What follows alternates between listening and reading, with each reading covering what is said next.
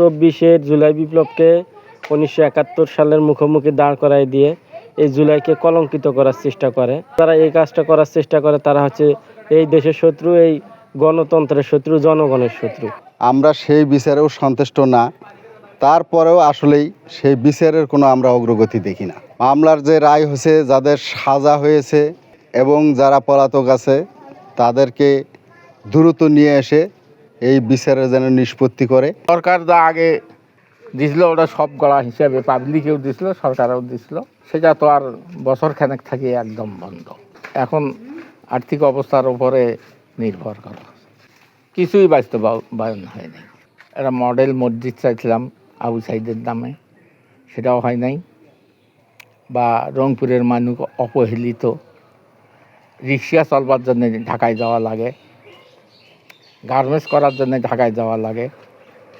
এই জন্য একটা চাইছিলাম যে এখানে একটা কোনো কলকারখানা হোক, কিছু লোক কর্ম করার সুযোগ পায়, ছিলেও তো কিছু হলো না। ওই বিচারে আমরা সন্তুষ্ট নয়। তাও যা সরকার যেটা করছে সেটাই দ্রুত গতিতে বিচার কার্যকর করা হোক। এটা তো মেলা মানুষের কাছে আমি দাবি জানাইছি, কেউ তো ওরা গুরুত্ব দেয় না। আমি শেষ বসে দেখি যেতে চাইছিলাম যে আমার ছেলের বিচারটা কার্যকর হোক। আবু সাইদ সহ জুলাই বিপ্লবে সকল হত্যার আমরা দ্রুত বিচার দেখতে চেয়েছিলাম।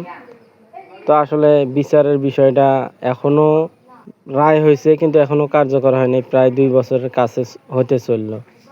একটা দিনের আলোতে এরকম একটা স্পষ্ট হত্যাকাণ্ড যদি বিচার করতে, আবু সাইদের বিচারটা করতে যদি এতদিন সময় লাগে, যেগুলো চোখের অন্তরালে, ক্যামেরার অন্তরালে যেগুলা হত্যাকাণ্ড সংঘটিত হয়েছে সেগুলোর বিচার কতদিন করতে কত সময় লাগবে সেটা মানে ভাবতেই অনেকটা শঙ্কিত। আমরা যারা শহীদ ফ্যামিলি আছি, 71 ছিল আমাদের মুক্তিযুদ্ধ অর্জনের লড়াই আর মুক্তি অর্জনের লড়াই, আর 24 ছিল মুক্তি স্বাধীনতা রক্ষার লড়াই।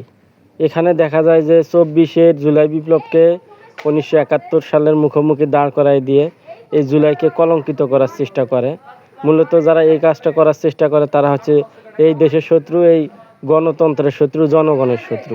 আসলেই দেখতে দেখতে 2 বছর পেরিয়ে গেল, সামনে আবার জুলাই আসলো, 16 জুলাই। আসলে 2 বছরে আমরা আবু সাইদ হত্যার মামলার শুধু আনুষ্ঠানিক ঘোষণা হয়েছে বিচারের, আমরা সেই বিচারেও সন্তুষ্ট না, তারপরেও আসলেই সেই বিচারের কোনো আমরা অগ্রগতি দেখি না। মামলার যে রায় হয়েছে, যাদের সাজা হয়েছে এবং যারা পলাতক আছে তাদেরকে দ্রুত নিয়ে এসে এই বিচারের যেন নিষ্পত্তি করে এবং তাদের শাস্তি যেন দেয়, এটা আমরা এবং আমাদের পরিবারের সকলেরই চাওয়া।